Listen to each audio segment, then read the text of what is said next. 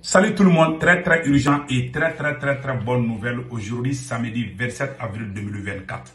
Le capitaine Ibrahim Traoré vient de faire des grandes révélations par rapport à la frontière entre le Burkina Faso et la Côte d'Ivoire, où quand l'armée burkinabé chasse les terroristes, ils se cachent certains terroristes se cachent au territoire burkinabé et au territoire ivoirien. Donc, on va vous montrer la vidéo là. Deuxièmement, mes chers amis, les Gabonais exigent le départ des troupes françaises à travers le dialogue national du Gabon. Donc, les Gabonais viennent de demander à l'armée française de quitter au Gabon. Ça, c'est la deuxième bonne nouvelle. La troisième bonne nouvelle, mes chers amis, l'économie française. La France ne figure plus parmi les 10 premières économies mondiales, selon FMI. Ouais, l'économie s'écroule en France. Je vous dis, depuis que le Mali, le Burkina et le Niger ont chassé la France là, ouais, l'économie française là s'écroule. Donc, selon FMI, la France ne figure plus parmi les 10 premières économies mondiales. Allah Akbar. Je vais vous montrer les listes après. Donc, la troisième bonne nouvelle, le Burkina vient de mobiliser combien? Le capitaine Ibrahim Traoré mobilise plus de 92 milliards pour construire des grandes routes. 92 milliards. Il ne va pas prêter l'argent à la Banque mondiale. Les capitaines, c'est 92 milliards. Le Burkina va mobiliser 92 milliards pour construire les grandes routes et plus de 500 caterpillars commandés. Ces routes, le lancement va terminer. Ces 50 000 km² seront bitumés d'ici 2029. Dans 4 ans, 5 ans, tout le Burkina sera comme les États-Unis. Allah Akbar. Mes chers amis, ça c'est de bonnes nouvelles. Et puis, le Burkina ne va pas aller prendre crédit à la Banque mondiale. Ça vient dans la caisse de l'État et dans les contribuables. Voilà, ce sont les Burkinabés qui vont contribuer 92 milliards de francs CFA. Quand un chef est honnête et sincère, le peuple est prêt à tout donner au chef. Mais quand un chef n'est pas honnête, le peuple ne va jamais avoir pitié de toi. Au contraire, le peuple même va essayer de te critiquer. Aujourd'hui, tout va bien au Burkina. Il n'y a aucun problème. Dieu merci. Voilà ce que ça veut dire le mot dignité. Comme l'a dit Sékou Touré, nous préférons... Et le capitaine a dit que lui, il ne va jamais quémander l'argent. Il a dit ça, hein. Il dit que le Burkina ne va jamais... Ils ne vont pas aller se rabaisser devant ces élites nationaux et internationaux qui ont détruit le monde. Donc, allons-y maintenant. Voilà les images de ces routes-là. Voilà. Ouais, ça, c'est le nouveau projet du capitaine Ibrahim Traoré. Ouh, regardons ça là. Waouh, le capitaine. Ouais, un projet de 92 milliards. Donc, mes chers amis, avant de commencer la vidéo, n'oubliez pas de vous abonner sur ma chaîne YouTube qui s'appelle Sékou Tounkara, les politologues. Sur le profil, je porte un képi blanc et un t-shirt blanc. Pour vous abonner à votre droite, il y a une écriture noire où c'est écrit s'abonner ou subscribe. Cliquez sur ça, vous êtes déjà abonné. Pour ne pas rater mes vidéos, cliquez sur la photo de la cloche de notification. Allons-y avec quelques passages. On ne peut pas tout montrer, mais allons-y où le capitaine dit aussi que tous les déstabilisateurs du Burkina Faso se trouvent en Côte d'Ivoire, chez Alassane Dramane Ouattara. Boum! Ah, mes chers amis, ça chauffe. Maintenant, je vais vous montrer la vidéo d'interview de... voilà. Écoutons le capitaine ici. Donc, il faut qu'on se mette au sérieux pour lutter. Dernièrement, vous avez vu à travers le reportage, lorsque les unités sont arrivées à l'opération Ouragan à la frontière ivoirienne, voilà, je suivais l'opération de près. C'est de féliciter même les soldats pour leur discipline, parce qu'ils n'étaient pas obligés de s'arrêter, regarder les terroristes à 50 mètres de lui, au-delà du fleuve. Ils pouvaient envoyer des roquettes, comme il a dit. Mais par discipline, respect des consignes, ils ont observé et puis ils se sont retournés. Voilà. Voilà. Il y a une fleuve là, à la frontière entre le Burkina et le Mali. Le capitaine vient de dire que c'est lui-même qui supervisait l'opération. Le capitaine ne dort pas. Hein. Chaque opération qui se passe partout au Burkina, le capitaine est là à tout regarder, à tout superviser. Le capitaine dit que les terroristes ont fui pour aller à l'autre côté du fleuve, c'est-à-dire à la frontière de l'autre côté. Ils ont quitté le territoire. Les terroristes courent pour aller se cacher en Côte d'Ivoire. Il dit que non seulement les terroristes se cachent en Côte d'Ivoire, que l'armée ivoirienne ne les attaque pas. C'est ça que le capitaine dit ici. Que quand les terroristes traversent la frontière ivoirienne seulement, ils sont à l'aise. L'armée ivoirienne ne les attaque pas. Que lui a dit à l'armée burkinabé de ne pas les attaquer. Mais à sa grande surprise, quand des soldats, un VDP et un soldat burkinabé sont allés acheter la cigarette, vous voyez, les frontières sont proches, quoi. Il y a peut-être quelques petits, peut-être 2 ou 3 kilomètres. Donc, il y a un VDP et un FDS de Burkina Faso qui sont allés acheter la cigarette. Voilà, ces deux viennent d'être arrêtés par les forces armées ivoiriennes. D'après capitaine Ibrahim Traoré. Mais après, on va, voilà. Jouons ça là d'abord. Donc, il faut qu'on se mette au sérieux pour lutter.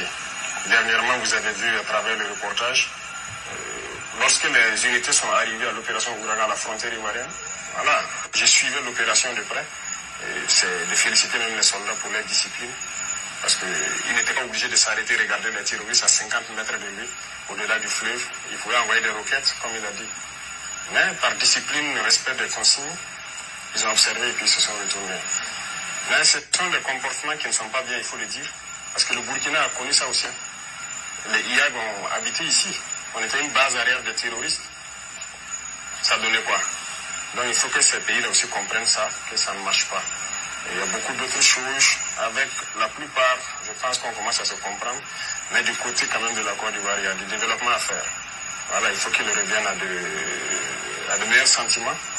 Tous les déstabilisateurs du Burkina sont là-bas, se cachent pas. Les officiels ivoiriens ont parlé mal du Burkina. Sur les plateaux télé, les journalistes, je ne pense pas que le Burkina, une chaîne privée ou publique, insulte des autorités d'autres pays ouvertement, souvent de façon vulgaire. Ça se fait là-bas, sans mot dire.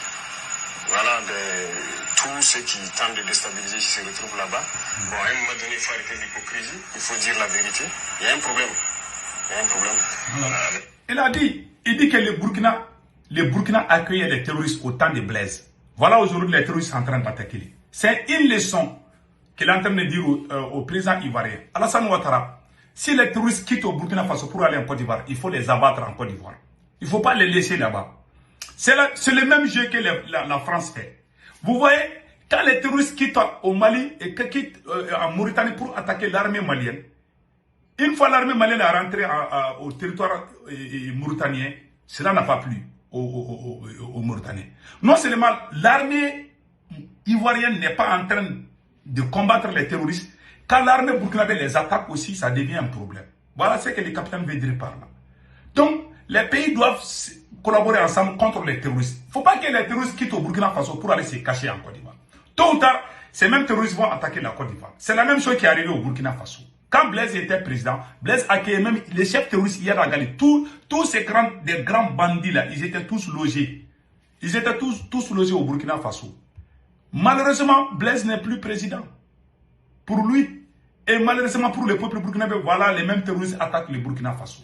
Donc voilà un peu ce que le capitaine veut dire par là. Donc voilà, un peu, voilà. Ouvertement, souvent de façon vulgaire, ça se fait là-bas, sans mot dire. Voilà, tous ceux qui tentent de déstabiliser se retrouvent là-bas. Bon, à un moment donné, il faut arrêter l'hypocrisie, il faut dire la vérité. Il y a un problème. Il y a un problème avec les autorités de ce pays. Justement, aujourd'hui, Monsieur le Président, quels sont vos rapports avec le président Alassane Ouattara? Le rapport, c'est comme je l'ai dit, il y a un problème. Voilà. Il y a un problème. Le capitaine n'a pas cassé, il y a un problème. C'est vrai, les émissaires ivoiriens sont venus, mais les terroristes fuient pour aller en Côte d'Ivoire. Ces mêmes terroristes quittent en Côte d'Ivoire pour aller attaquer le Burkina. C'est la même chose en Mauritanie aussi. Ils quittent la Mauritanie pour venir attaquer les militaires maliens. Voilà des choses qui se passent.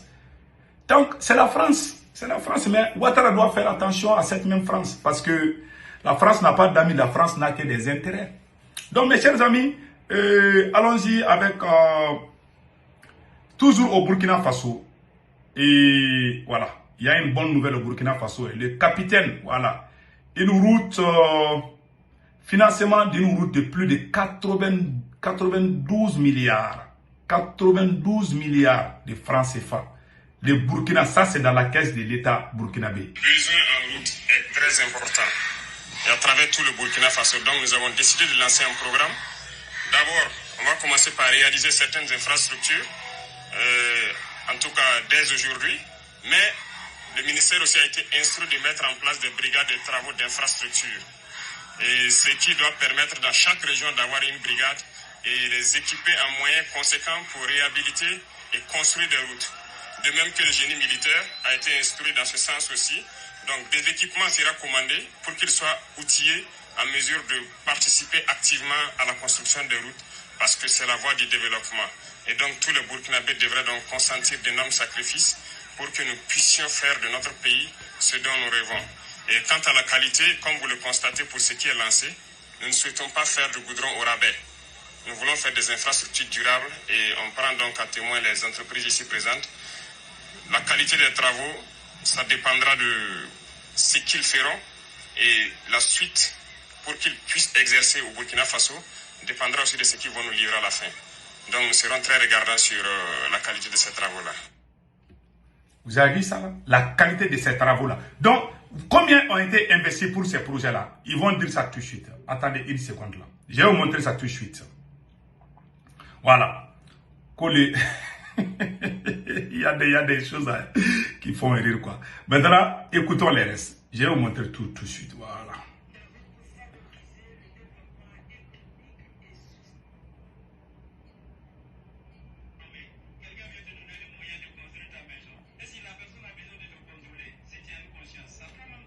Voilà, voici la réaction. Nous sommes très contents du démarrage effectif de ces travaux. Cerise sur le gâteau, nous avons reçu un bonus de 300 mètres de bitume. Cette route nous causait beaucoup de désagréments. Nous ne pouvons que saluer et bénir le programme. Pour ce qui concerne la ville de Bobo-Dioulasso, les travaux vont coûter au budget de l'État environ 92 milliards de francs CFA, toutes taxes comprises. Et pour un délai d'exécution entre 12 et 30 mois hors saison pluvieuse. Hein? Dans un délai entre 12 et 30 mois. Vous avez vu 92 milliards de budget de l'État. Bravo, capitaine. Bravo, capitaine. Non, on appelle ça film terminé. Voilà une leçon de l'honnêteté dans la vie. Quand tu es honnête, voilà ce qui arrive. Bravo, capitaine. Que Dieu vous bénisse. Le président gabonais est entre le marteau et l'enclume. Après les dialogues nationaux, le peuple décide de fermer les bases militaires françaises du Gabon. Son match va tomber cette fois-ci. Mes chers amis, le peuple gabonais vient de demander la fermeture de la base militaire française au Gabon. Voilà l'article, voilà l'article, voilà tout, voilà. Je vais vous lire l'article là. J'ai l'article là ici, voilà. Les Gabonais exigent le départ des troupes françaises. Le dialogue national recommande de fermer la base militaire française. Parmi d'autres recommandations, la révision des accords de défense avec la France et la réduction drastique du nombre de nouveaux généraux dans l'armée gabonaise, nationale gabonaise. La rencontre nationale a ouvert des travaux du 2 avril, 7 mois après la prise au pouvoir par les militaires pour les fermer par prochain. La base militaire, la base française De Gaulle se trouve à Libreville, la capitale gabonaise. Et 380 soldats y sont en service. Voilà. La source, c'est la rédaction Agence Akura. Voilà. Le peuple africain se réveille enfin. Les Gabon demandent le départ des troupes françaises. Ouh! Bravo au peuple gabonais. Voilà mes chers amis, les nouvelles d'aujourd'hui. N'oubliez pas de vous abonner sur ma chaîne YouTube. J'ai aussi vu que le capitaine a dit beaucoup de choses. Tellement le capitaine a bien parlé, on ne peut pas tout dire. Le capitaine a dit que les militaires, comme on appelle là, l'économie burkinabé, il va tout faire pour booster l'économie burkinabé. Donc, on souhaite bonne chance au pays des hommes intègres. Passez excellent week-end. Ciao, ciao.